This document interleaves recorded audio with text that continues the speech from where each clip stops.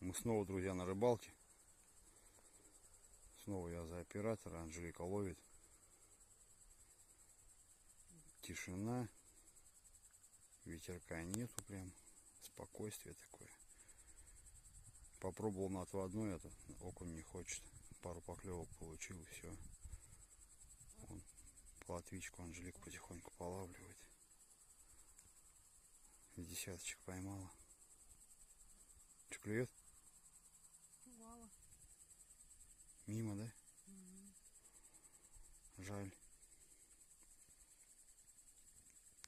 Рыбы нет, хоть подышим перед сном, да? Да, конечно. Очень хорошо даже.